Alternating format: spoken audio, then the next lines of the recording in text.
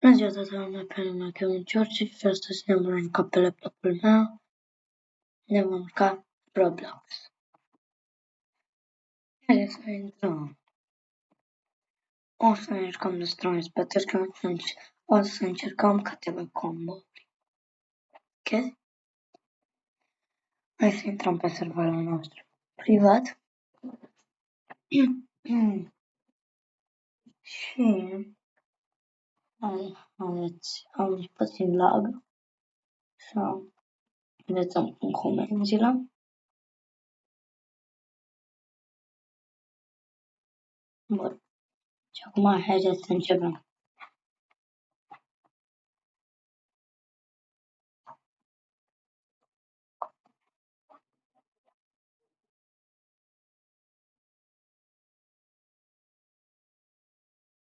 Bun.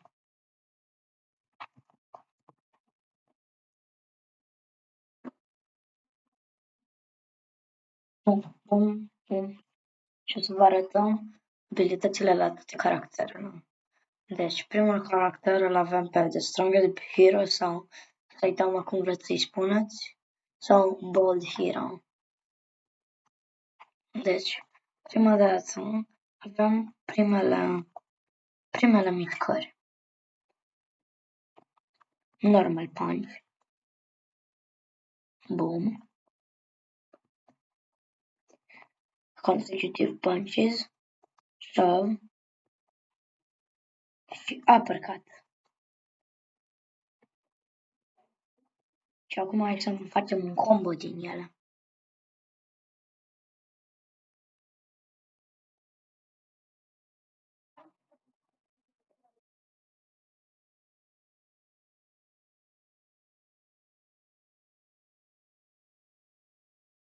Bum, mamă. Și acum haideți să vă arătăm. Bun. Prima abilitate. Death Counter. Haideți să schimbăm botul. Ca să putem să vă arătăm.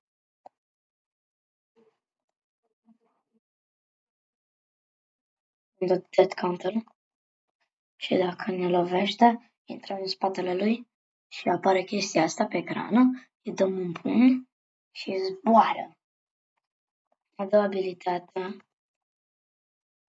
Haideți să facem un combo.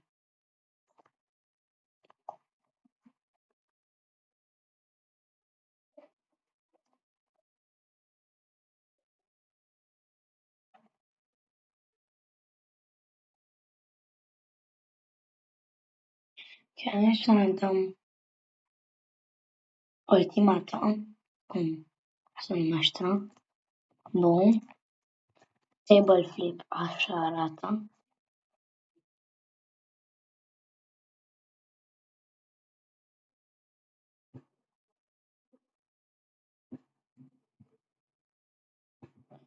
Așa arată Serious Punch.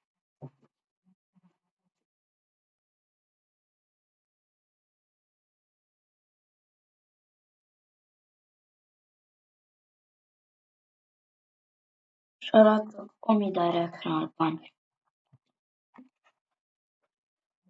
Wow! Hai să ne dăm sunetul mai tare. Nu prea bun.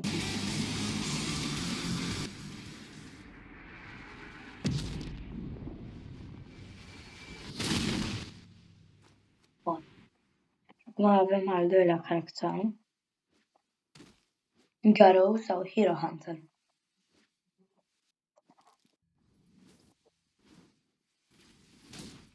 Prima abilitate, Floating Water. A doua abilitate, Lethal Wild Zone. A treia abilitate, Hunter's Grasp. Și asta o să vă arăt ceva foarte tare.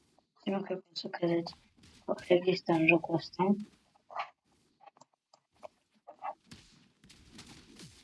Asta se numește Wall Combo. Și Place Peril. Asta să facem.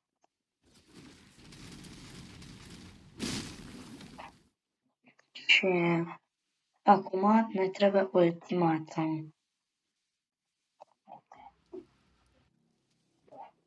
Deci ultimata.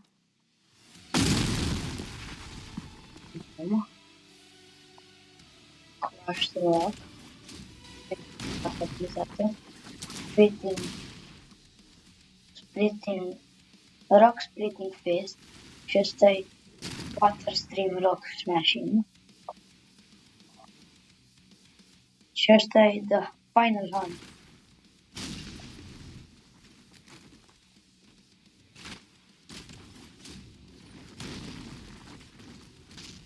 Bun.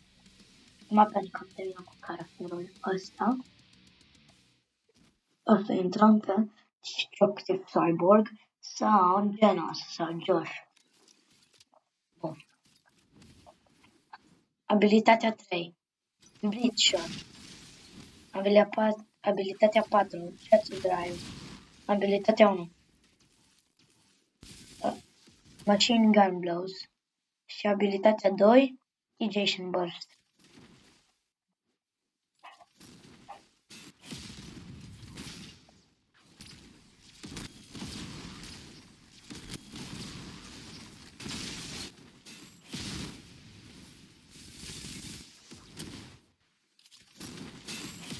Bun.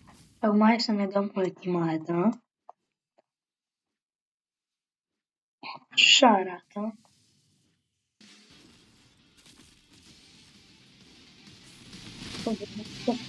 Mâinile mele. Cum arată. Prima abilitate. Thunder Kick.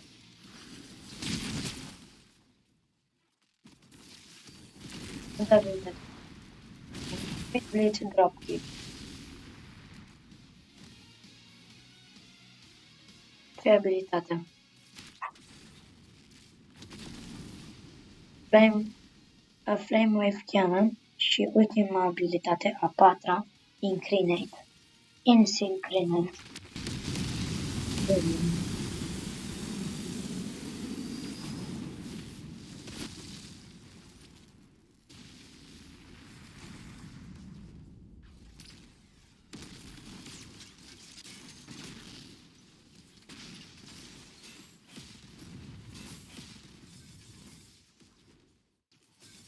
Bun. Am terminat cu caracterul ăsta, mergem la Brutal Demon sau Metal Bat. A doua abilitate, Beatdown. Prima abilitate, Omra. A treia abilitate, Grand Slam. A patra abilitate, Powerball.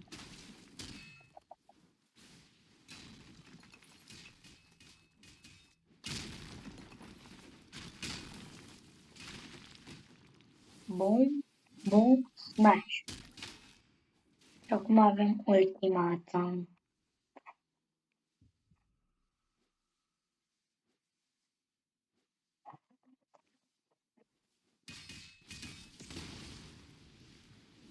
Prima abilitate, Savage Tornado.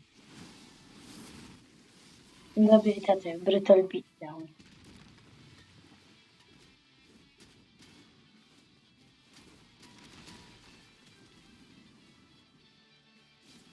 A treia abilitate, Strong Difference.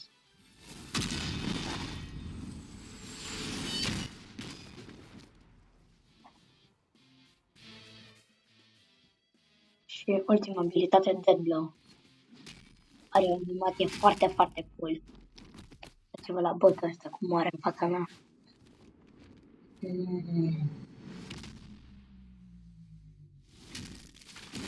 Bun.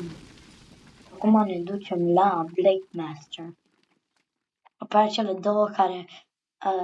două doar dacă dau eu GIF, ceva puteți să le aveți. Prima abilitate, Quick Slice. A treia abilitate, Pinpoint Cut. A doua abilitate, Atmos Cleave.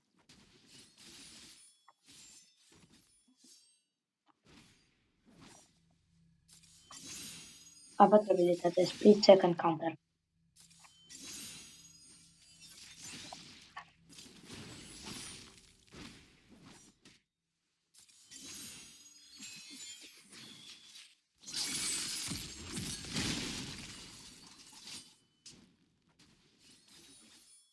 Bun. Și cum abilitatea ultimată, Scorching Blade.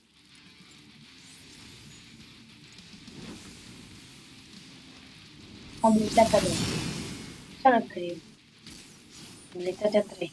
Sunrise.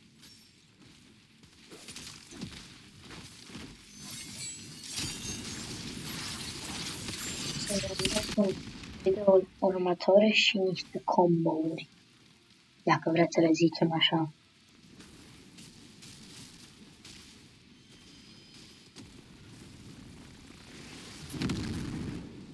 Atomic Slash. Cred că asta a fost cel mai bun video pe care l-am făcut. Toate videoele mele au fost cam cringe. Nu zic nu. Și acum o să avem... Ce să avem? Am terminat. Și acum cu caracterul ăsta este încă în early access și ca să puteți să-l folosiți, vă trebuie chestia asta. La 299 de robot. Și poate dacă vă abonați și dați like și subscribe și share, poate o primiți de la mine. Haideți să-l schimbăm. Și acum avem prima abilitate, Crashing Fury. Și la Crashing Fury mai există o abilitate. Uite așa. Și acum Windstone Fury. Asta e Stone Coffin.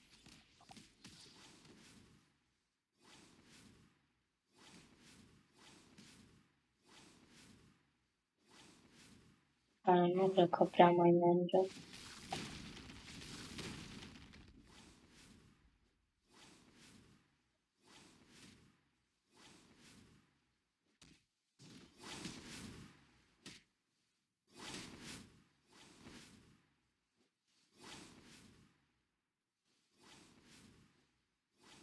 Da, nu mai merge. Deci el exploda după. Uite, da, așa. Și poate explodează. Uitați, explodează. Nu, n-a explodat. Și acum avem mizer. Deci asta.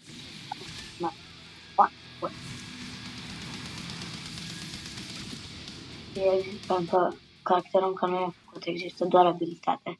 Se numește Cosmic Strike. Și uitați ce face. Singura abilitate pe care o avem. Acum mergem la ultimul caracter. Apropo, ultimul caracter de ieri, caracterul ăsta, îl cheamă Atomic Samurai. Și ăsta îl cheamă Tornada, Tatsumaki sau, cum vreți voi să ziceți, Wild Physics. Acum mergem la Stalker of Gojo. Uite, și un emote pentru el. Where you go, I go. Da, hai să nu trebuie cu hai să încetăm cu prostiile.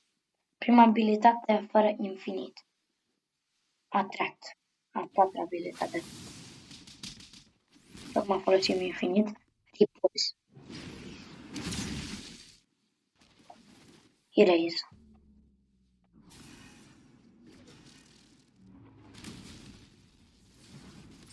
Acum Attract.